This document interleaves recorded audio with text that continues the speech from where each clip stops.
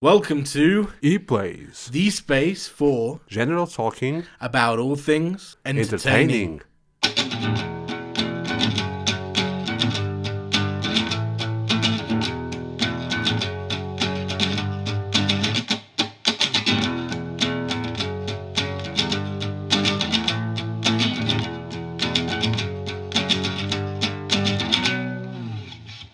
I'm your host DGB, and with me today is co-host Big H. Hello, everyone. Yeah, back again.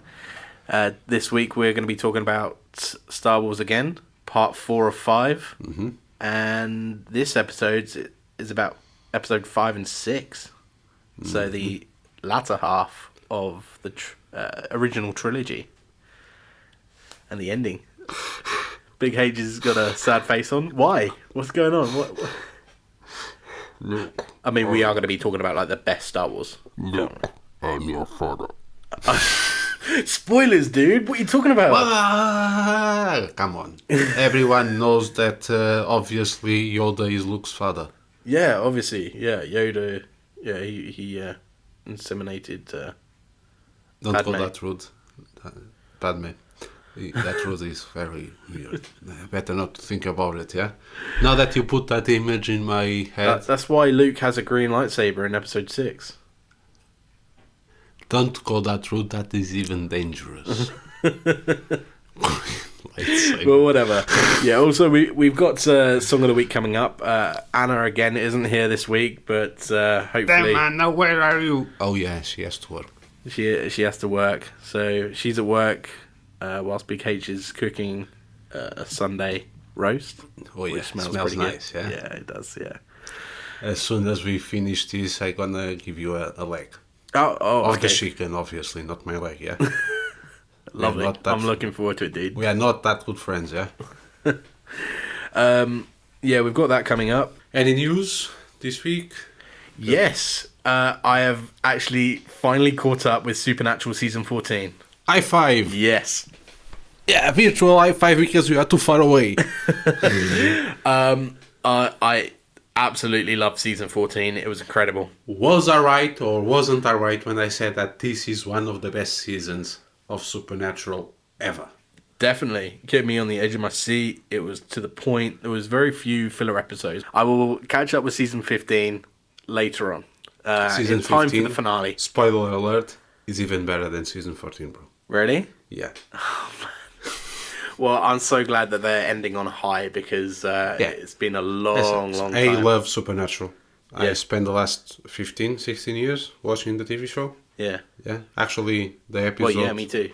The episode where Dean and Sam died was broadcast in Portugal on the same day that my father died. So it was a little bit... Yeah.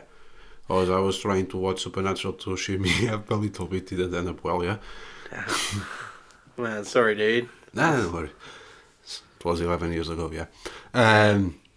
But yeah, after the Leviathans, though, the story went a little bit downhill. Well, the Leviathans were still fun. It was just so kooky. As I say, after the Leviathans. Oh. I loved the Leviathans. Oh, you thought the story went downhill after A little bit, Leviathan? until the half of 15, the season 13, yeah? What? No. I thought it got better. Season 8 was all about the Word of God and the prophet Kevin, which I enjoyed. Season 19 was all about Metatron, and I enjoyed that because he was overtaking heaven. Season 10 was about the Mark of Cain. Absolutely loved that with Dean Mon. Yeah.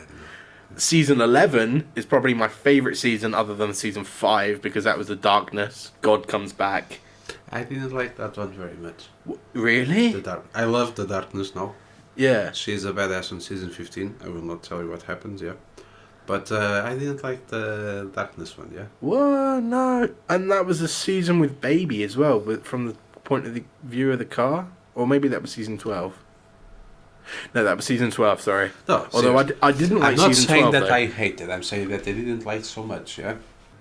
Yeah, no, I really like season 11. I thought season 12 went downhill a bit. and season 13 I didn't love, but I really enjoyed Jack's character. And then season 14 I thought is getting better again. So Yeah, but definitely season 15 beats all of those, yeah. So yes, let's crack on with another song of the week. I'm going to YouTube this time. Okay. So same as last week. Unfortunately, Anna isn't here this week, so Big H is gonna pick a song where I'm gonna try and guess. Hopefully, it's a little bit more recognizable for me than last week, because I've never listened to Queens of Stone Age, but it was really good, and I've been listening to them since. So let's hope this week he's got something that I know. Maybe, don't know. Okay, are you ready? Yeah, he's picking the song. Yeah, this one is also from my times of college. Just for our listeners to know a little bit of my backstory. This music was actually my ringtone to wake up every morning when I was in college for almost 2 years. Oh wow, it's heavy. Which drive everyone mad at home, yeah. Try to wake up at the sound of this music every day for 3 years.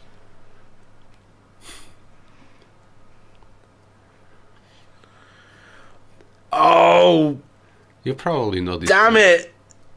I know it, but System of a Down? Yep. And the music is? Oh, I can't remember the name of the song. I've got it in my library. Oh, that's annoying. That is very annoying. It's the name of a food as well. Chinese food. Oh, tip of the tongue. Tip of the tongue. Chop suey. Yep. Yes. Well done. Yes, I got it. There you go. Okay. So as you see, I don't listen just to obscure musics, yeah? This one is a well-known one. Yeah. Oh, I'm so pleased with myself that I actually got one. So you know the feeling of fulfillment, yeah? Yes. When you actually guess one music, yeah? Oh, man. That's good. Okay. I like this. It's the only System of a Down song I've actually got on my library, I think. What? You know. Okay. Enough of having fun and I'm not listening to the music. So let's carry on. Alright. With our Star Wars list, yeah?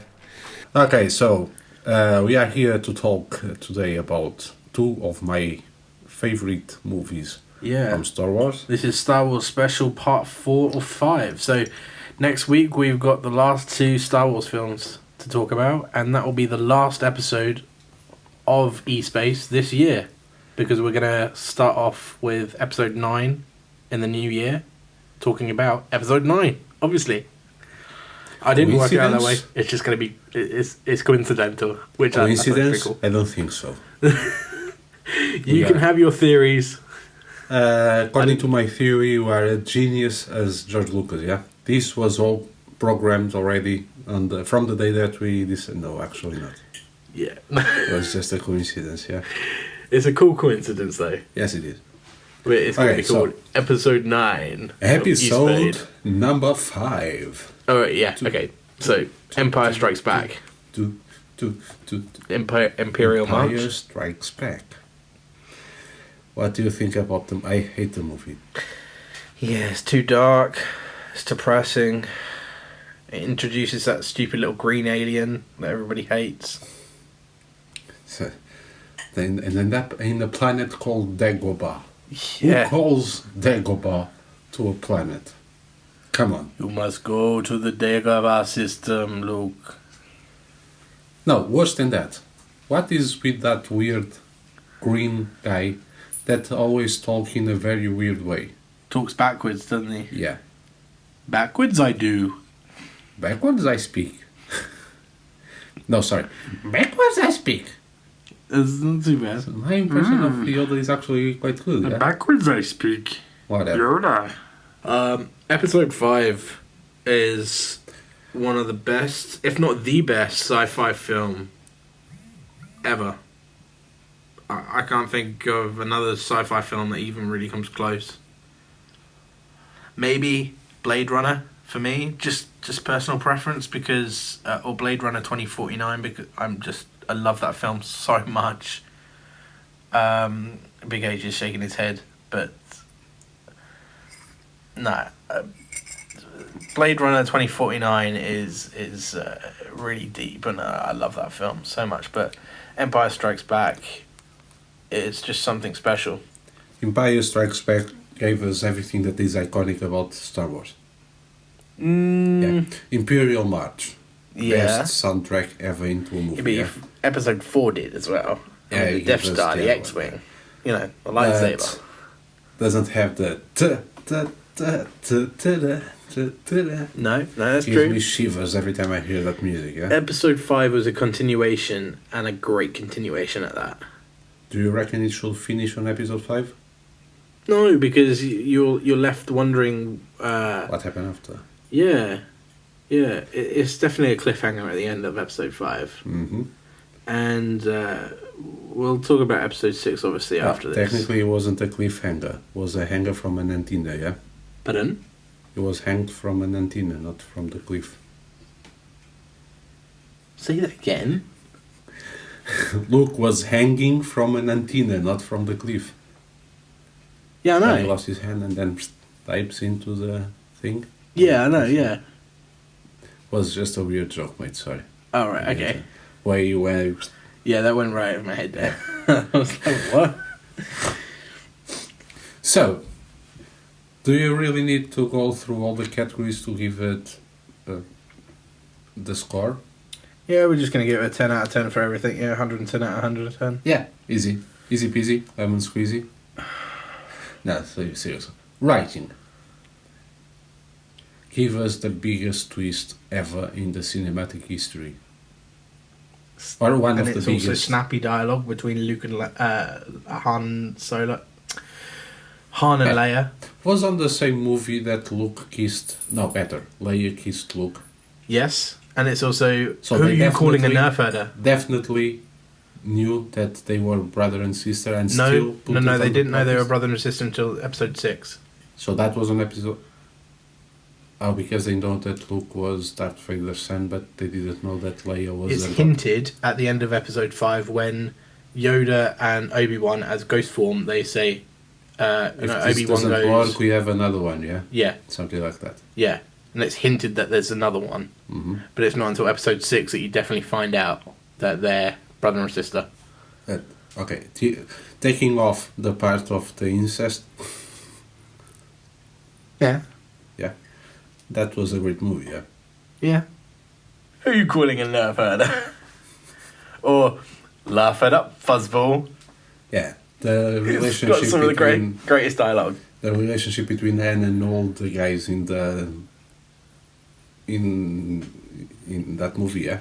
Yeah. The relationship between him and C-3PO, where he's always telling C-3PO to shut the hell up, yeah? Because he's It's like- always winning about stuff. I know the odds, don't tell me the... something like that, yeah. He completely trusts R2-D2. Yeah. Every decision that the small robot does, he gives a seal of approval, yeah? Yeah. Obviously, he loves Chewbacca, Mm-hmm. because they are mates. True. Yeah. Oh. He has a little bit of father and son relationship with Luke at the beginning, yeah? I wouldn't say probably yeah. big Well, they're brother, just good small friends. brother, yeah? They're more like brothers, yeah, than they are... And obviously he's crazy in son. love with Leia. yeah. It's, I mean, as far as writing goes, yeah, it's flawless. This is actually where George Lucas shines, because he didn't direct this, Mm-hmm. but he did write it. Mm-hmm. The only film that he directed of the original trilogy was Episode 4, Okay. and yeah, for me, story, dialogue, 10 out of 10. 10, obviously. Yep. Okay, so themes and tone. Themes are love, family, danger, escape, your destiny. And I think, yeah, it all works well with this darker tone. Yep. This film is a lot darker than the fourth one. And it's the best for that reason, I think. Mm-hmm. Like, it's definitely the most interesting one, for sure. More grounded as well, yeah. It is. There was stakes actually on this movie, yeah. Especially at the end when the Han Solo, because we saw him escaping from Boba Fett. From Jabba the Hutt in the first movie, sort of. Yeah. And actually, there was consequences for that kind of behavior, yeah, when he ends up under carbonite. Yes. Yes, it is. It sort of brings it back around. Like, there's a story within a story. Mm-hmm. And also there's just world building as well, with the whole meteor worm, space worm or whatever it is. That was... Yeah. And that was an interesting thing, and that was like a cool little mystery going on, like, why is it all moist in here or whatever. And do you think it was the same monster that we saw in Solo? Same kind of monster? oh, no. No, it's a different one. It's bigger. No, because in Bigger Solo in it was Solo. like an octopus Yes. of sorts, yeah? And it was bigger. That was bigger in Solo? I'm pretty sure it was bigger, yeah. In the Castle Run, yeah? Mm-hmm. Yeah, I think that was bigger. That's why the Kessel Run is so infamous, because it's so dangerous. Mm-hmm. Personally, for me, Yeah. Thieves in Town, Mm-hmm. 10. Seriously. Yeah, Shocking. yeah, I know. That is shocking. Direction and pace. I mean, every scene was directed perfectly. Going back to the beginning, you have, from the point of view of the droid, you have a lot of first person in the wings taking down the AT&Ts. Mm-hmm. There are just some very cool shots. One in particular I like is when Luke is facing Vader right near the end, and you hear the lightsaber come out of Luke's. Mm-hmm. And then it's sort of, he sort of turns it, and then you can see it, and then Vader's comes out as well, and it's just a still shot, almost like a poster. The only thing with the pace, though, I do think that it can be a little slow at times in Empire Strikes Back. It's not as quick and not nearly as fun as Episode 4 was. What do you mean, not fun? Like, the whole training on Dagobah, Mm-hmm. It was interesting for sure, but it wasn't like as fun or as maybe Yeah, but as interesting. As I said, it was needed for the audience back then. Yeah. So they could know what the Force meant, yeah. Oh no, Because until totally that moment, to be honest, I cannot say exactly what I was thinking when I was watching the movie, because I was like 5-6 years old or something like that when I saw it on the TV for the first time. But I thought that at that young age, that the Force was something more on the brain and didn't have a physical manifestation, yeah. On that movie was the first time that you saw the physical manifestation of the Force, where Yoda takes off the ship from the lagoon, yeah? Yes, that's a good point. Yeah, because before it's just him using the Force in... Basically used the Force to aim for the hole on the Death Star, and that was it, yeah? And also before, when he's like blindfolded and choosing with the droid. He's training with those things, Yeah. So what I was saying, but if you just kept those two, you would say that the Force was more like a psychic ability than a physical ability. A physical one, yeah. That's a good point. And it's actually both of them, yeah? Yeah, obviously the more Star Wars films that came out, the more he They start expanded on it. heading to the Lord as well, yeah? With the midichlorians and... Yeah, that part was... I don't know why people don't like the midichlorian thing, though. Because it shouldn't have such a scientific explanation as well, yeah? But no, that's what's great about it. At the end of the day, it's science fiction, so have a scientific explanation for it. Yeah, good point. I mean, it's got to be believable, right? Mm-hmm. And for that reason, it makes it more believable. Yeah, but... People were just moaning because they thought the Force was all magical, and it was like they wanted to keep it that way. No, It's the like, Force was... get over The it. Force was meant to be like almost like a religion, yeah? Yeah, but it wasn't, because not That's everybody right, yes. became a Jedi, and it explains the reason why. Second? Well, it explains why not everybody was a Jedi. Not everybody could be a Jedi. It's the same reason why I say that not everyone is a priest or a rabbi, yeah? Not everyone has the same level of faith. Yeah, but yeah, I don't know. I think the midichlorian thing because is on the an first interesting on the thing. first trilogy, episodes 4, 5, and 6, it was more like a faith thing than a science thing, and then they deconstruct a little bit and put it into the realms of science and not faith. So you don't need to believe in the Force. The Force is in you, yeah. Is in your blood. Personally, for direction and pace, 10 for me. I'm giving it a 9. What? I thought you were gonna give 10s for everything. No. It's not on this one that you're gonna give 10s for everything? Subverting expectation. So, cinematography. 9 again. What? 9 for you, 10 for me.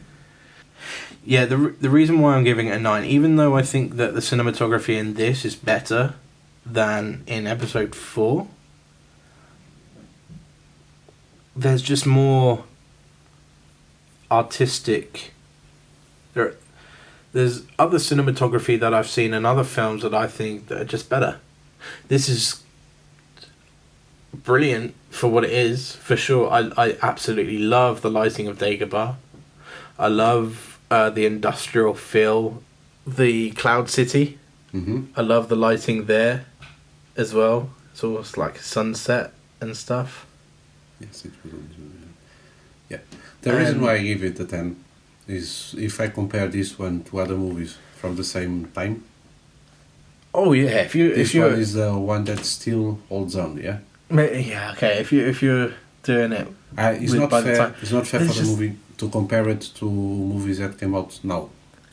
To be fair, because the quality of the cameras is way better, and yeah, that but stuff, then yeah. again, back then they're filming on actual film, and that always looks better than digital. It's just that I can't give it a 10 because there's just other films I think that have better cinematography. Just in general. fair enough. I think it's damn near flawless, but it's I do think the editing though in this film is a 10. Because even though we have kind of like two journeys, one Luke's and one Han and Leia's, there's a nice transition between the two. It never felt like you're too much on Luke or you're too much on Luke and Han. Yeah. And then I like the sort of bringing everything full And circle at the even end. showing the other side, because they actually go to the Lord Vader and conversations between him and the Emperor and stuff like that. Yeah. Yeah, there is a little bit of dialogue between them. At the start of the conflict as well between Vader and the Emperor starts there in that movie. Because he said that he's his son. Yeah. I like I say, I think it's a well edited film as much as it's a well directed film. I think that Yeah. We didn't know back then that he was Luke's father, yeah, and why he became a Sith Lord. But the only reason why he became a Sith Lord we know now was because he thought that he destroyed his family, yeah. As soon as he found out that his family, as I said, George Lucas is unrecognized genius, yeah, in some aspects.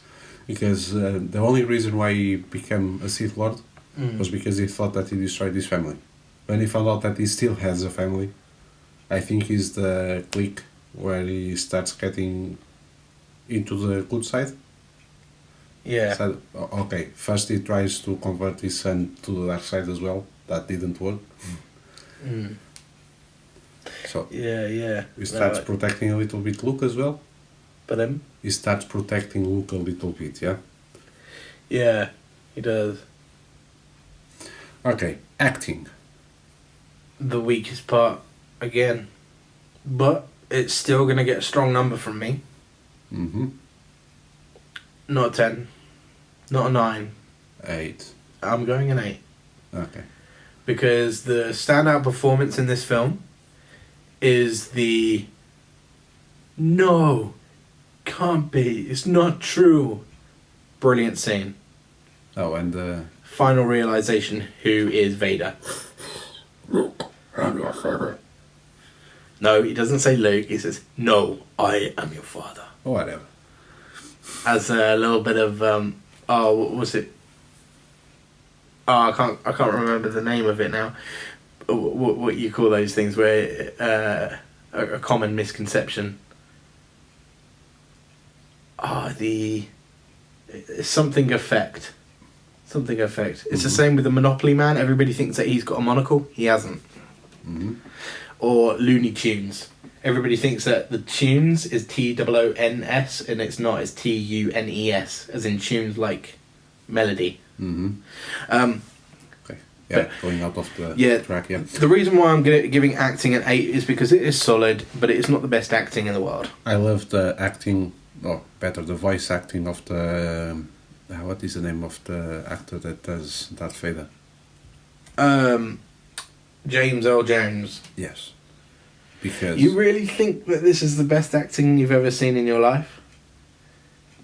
No. It's not the best one, but we are talking about...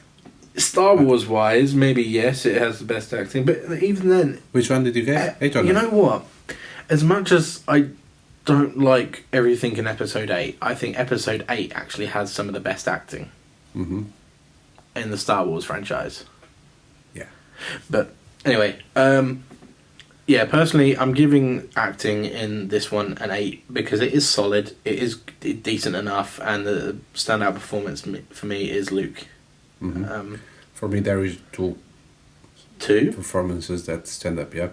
Oh. First is the Darth Vader, the actor voice of Darth Vader, yeah. Yeah. And the guy that was actually being the muscle, so the body behind the voice, can actually transmit the emotion that is transmitting with the voice, because it was made by two different people, yeah? Mm. That's what I mean? And I think also the actor in the suit, he didn't know the line. He said something else. Okay. Yeah, nobody knew the actual line, Mm-hmm. except a few people. Mark, George, and one of the producers, Mm-hmm. or the director, actually. They were the only 3 people. So George said to Mark, if it gets leaked, we know who has leaked it. Mm-hmm. So a little bit of a threat, yeah. Yeah. They need to do that a little bit with Tom Holland, yeah. It's leaked, Yes. I know it was you. Yeah. Okay, so production. It's a Star Wars movie, man. I'm giving the production an 8. No, a 10. An 8? What? No, it's a 10. It's a 10. Because it's flawless. Dagobah looks brilliant. The X-Wing, like that full size model of the X-Wing, like you can see that's real. That's no CGI. That's all in front of them. It's bigger than Episode 4. It's more phenomenal. money on it as well. Yeah. More money on it as well. Yeah, and you can see. I mean, they didn't need the money. They could have easily done it on a cheaper budget again. Mm-hmm. But nah. Everyone will watch it. Production. It goes for the SFX and the VFX as well. Yeah, I think. Still, as I said, 39 years after, and taking off what George Lucas did after on his versions, yeah, because he already touched here and there a lot of times, yeah. But I think that even if you watch the original theatrical release, 39 years after still holds up, yeah. Mm.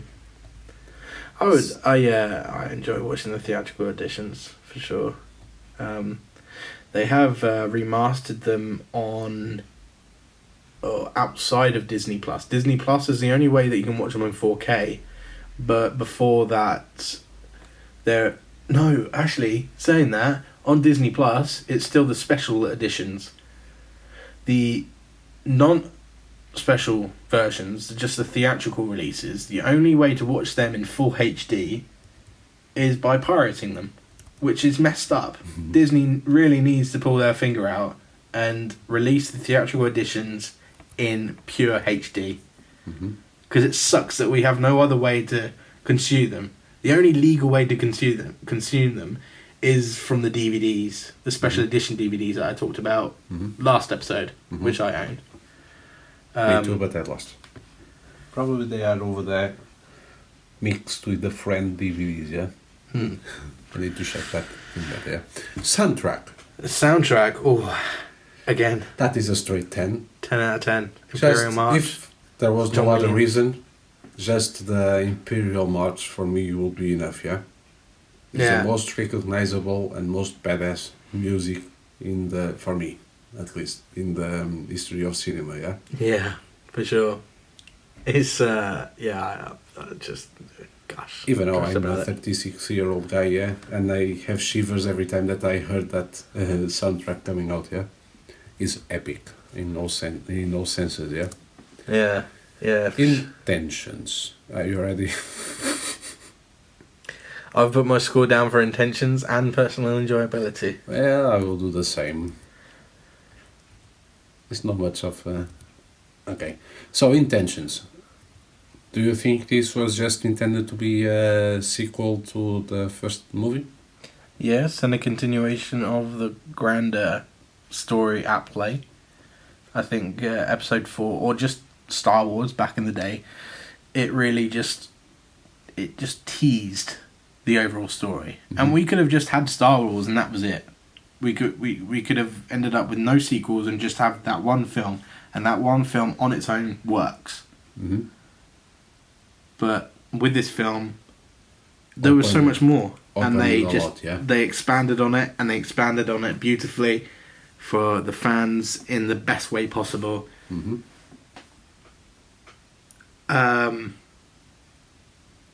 Yeah, 10 out of 10 in terms of intentions. The intended audience, it was designed for the people that loved the first one, and for anybody new, somebody that just likes a good drama, because it does have decent drama for a space opera that it is. For something that could be goofy, is actually very well grounded, yeah? Yeah, it is. And that's why this film is on the top 250 best films of all time on IMDb. I think it's near number 25 or 30, something like that. It's up there. It's up there. So I make mine your words as well. Well, we haven't said personal enjoyability yet. Well, I gave 10 to every single category until now, yeah? Well, so I will give on personal enjoyability a 1. Just a 0. A 1 and a 0, yeah? 1 and 0, obviously. Yeah, same here. 10 out of 10. Now, obviously, if you guys have been following at home, you know what score we have. So for me, it's a perfect score. 110. Now, I don't agree with that. It's not 110. I don't it's not care. Perfect. It's my score, not yours. My score is 1, 2, 3, 4. It's 106. 106. It's above Joker. Does that compute? Yes, it does. IMDb would say differently by about 10. But again, IMDb is a collection of different opinions from different people as well, yeah? Yeah, but I like looking at IMDb because it's not just one person, it's everybody. Everybody can go on and rate the film. That's what I'm saying, yeah. For me, yeah, the reason why this beats Joker, I think, in score is because of nostalgia more than anything else. Joker is brilliant on its own, whereas this is part of one of the greatest franchises of all time that literally changed cinema. Maybe for the better, maybe for the worse. Yeah. But it changed it. But it changed it by being absolutely brilliant as it is.